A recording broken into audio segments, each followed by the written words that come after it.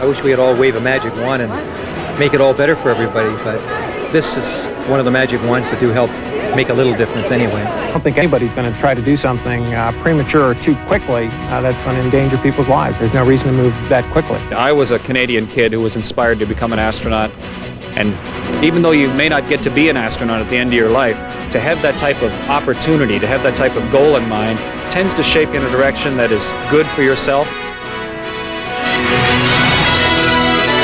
Channel 11 News, Final Edition with Maria Hayes. Good evening. A grisly discovery in Niagara Falls this afternoon. A father and son out for a walk in the woods found the body of a male in a dense bush area in the south end of the city. The remains were found not far from a makeshift campsite. It's believed the body had been there for some time. Police are releasing very few details. At this point, they do not suspect foul play. A post-mortem will be conducted to determine the cause of death. Meanwhile, police in Toronto are still trying to gather information about a deadly incident in a Chinatown restaurant. About 50 people were in the 24-hour eatery early this morning when a man opened fire with an automatic rifle. One man was killed, 4 others were wounded. Police say the man who was killed was found on the sidewalk outside the restaurant. An AK-47 assault rifle was found next to his body. Investigators say it's possible others were shot but left the scene. And a drive-by shooting in suburban Montreal has claimed 2 lives. A 20-year-old man and a 15-year-old girl were gunned down while walking along a sidewalk in Saint-Michel. Police suspect the attack is gang-related. However, they say it's too early to link the incident to the recent wave of violence between Montreal's warring motorcycle clubs.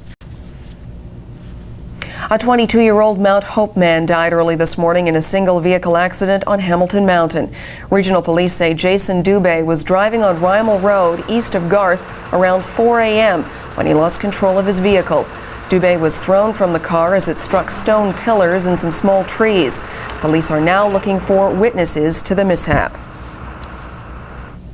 Dozens of volunteers spread a little Christmas spirit today, acting as servers to those less fortunate. The Good Shepherd Center hosted its annual Christmas dinner at the Hamilton Convention Center, and the guest list was in the thousands. Randy Steele reports.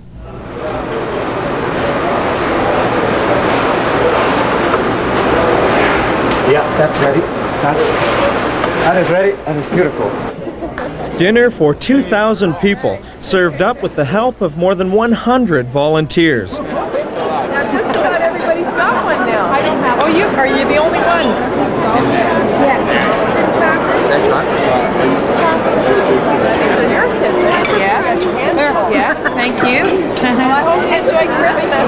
We will. We're gonna have. And there's something about this time of year that brings out the best in people. That triggered response at near Christmas time brings that kindness and charitableness out of people. And I wish it could be seen all year round, but it just seems to come out at Christmas. Great. Hungry, guys?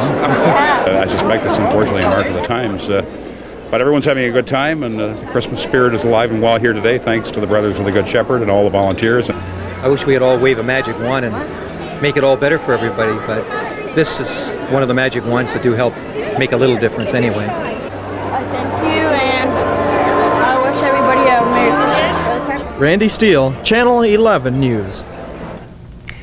Word tonight, former Prime Minister Brian Mulroney will speed up his lawsuit against the Mounties and the Justice Department. That follows reports former lobbyist Frank Moores has denied opening a secret Swiss bank account for the ex-PM. Mulroney launched his libel suit after allegations were made concerning kickbacks in the 1988 purchase of Airbus jets.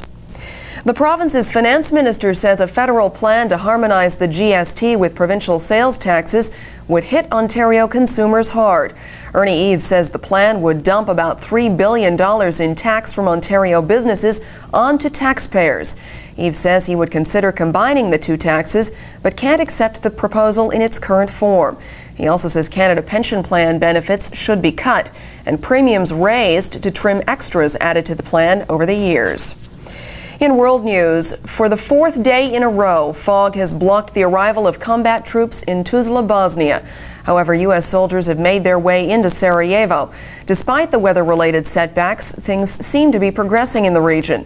NATO commanders say the warring parties have begun to pull back to their respective zones. Charles Ziwi has more.